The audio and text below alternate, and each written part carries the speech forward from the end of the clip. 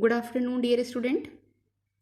As you know that this is our learning time, and one very beautiful thing about learning, I want to tell you what is that.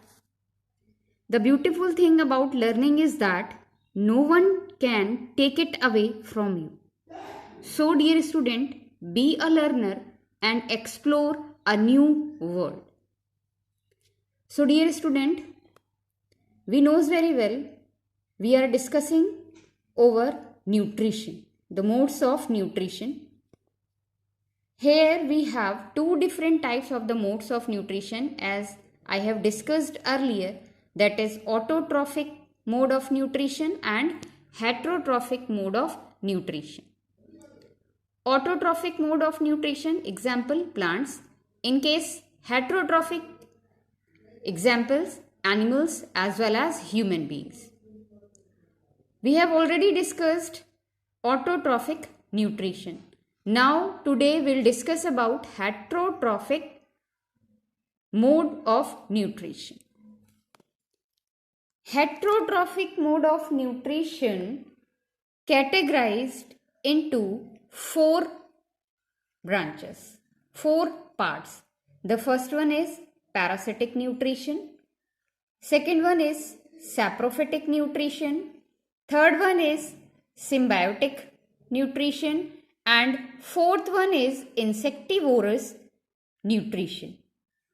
In parasitic nutrition, we have the example cuscuta, saprophytic, mushroom or yeast, symbiotic, lichens, insectivorous, pitcher plant.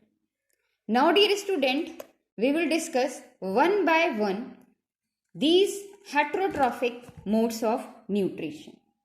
So, dear students, we will start from parasitic nutrition.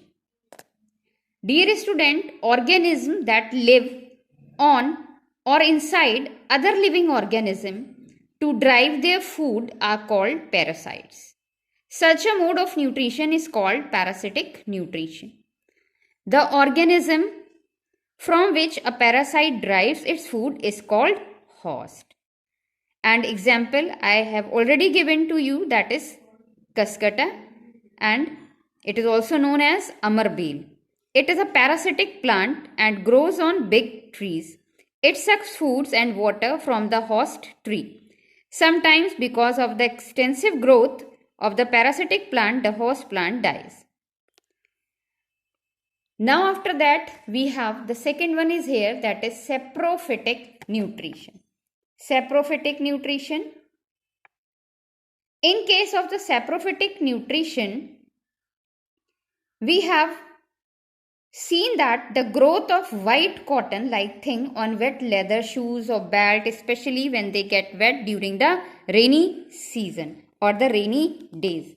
This is a fungal growth. कई बार आपने bread पे भी वो white green colour का एक cottony substance देखा होगा, and that is known as fungus.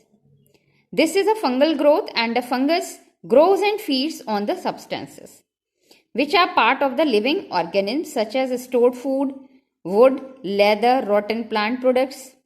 Number of examples we have like mushroom, yeast, bread mold, etc. Organisms that derive their food from dead and rotten organisms are called saprotrophs or saprophytes. Saprophytes help in cleaning the environment by decomposing the dead and recycling the nutrients. So, number of examples we have. I have already told you these examples. Now after that, dear student, we have the another one mode of nutrition, and the name of the mode of nutrition, that is known as symbiotic nutrition. Dear student, what is symbiotic nutrition? In this mode of nutrition, that is very friendly nutrition. Why we are saying that it is friendly? Here two different type of the organism live together and mutually benefited to each other. In which type of the nutrition? In symbiotic nutrition. Two different type of the organism are here and they mutually benefited to each other. So there is a very great bond in between of them. For example, lichens. In case lichens, what is that? That is the friendship between alga and fungus. A fungus lives on the rootless alga. The fungus absorbs water from the soil and support to the alga. In return, the alga makes food and supplies food to the fungus. So that is a unique example of friendship in between of these organisms. Now the last one is insectivorous. Insectivorous mode of nutrition, and this is the another part of heterotrophic nutrition. In this type of the nutrition, some plants are like to eat insects. थोड़ा सा amazing लगेगा आपको, but it is true because these plants are green in color and carry out photosynthesis, but they grow in that type of the places where the soil is deficient in nutrients. Because you know very well, dear student, for the proper growth of the plants, there is a need of nutrients like magnesium and phosphorus. This type of the nutrients are required for the proper growth of the plants. But some plants are grown at some places, at that type of the places where there is no nutritional material present. So they can easily fulfill that need of nutrition by trapping another type of the insects. These plants consume insects and other small animals for their nutrition. So these plants are called insectivorous plants. For example, pitcher plant, Venus flytrap, sundew. Number of examples we have. In pitcher plant, the leaf blade is modified to form a pitcher-like structure and the apex of the leaf is modified into lid. The inside of the pitcher is lined and it is withdrawn pointing the tail. These hairs do not allow any insect to climb up. When an insect enters in a pitcher, the lid closes and traps the insect, and that trapped insect is then digested by juices secreted by the pitcher. Here we have a diagram for insectivorous plants. One diagram we have, that is pitcher plant. Dear student, see that diagram. Here we have, that is the diagram of pitcher plant.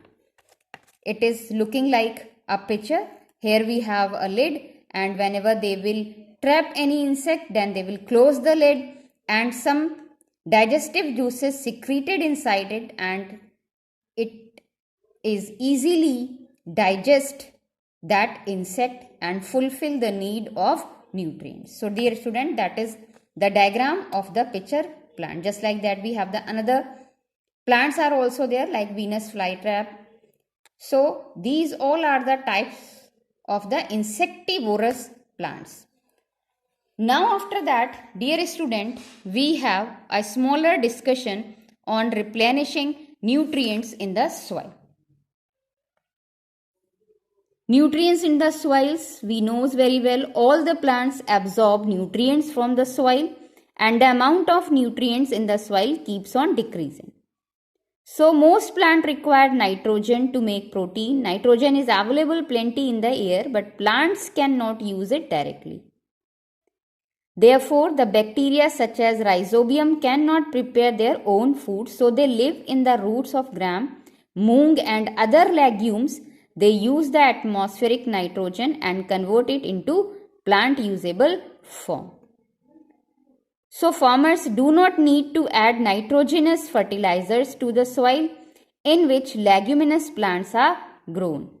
So they can easily fulfill the need of the nutrition by replenishing. That's all for today, and your chapter is also finished. Tomorrow we will discuss on the chapter exercise And dear student, again I am requesting to you, stay at home, stay safe and save the life of the others. Thank you.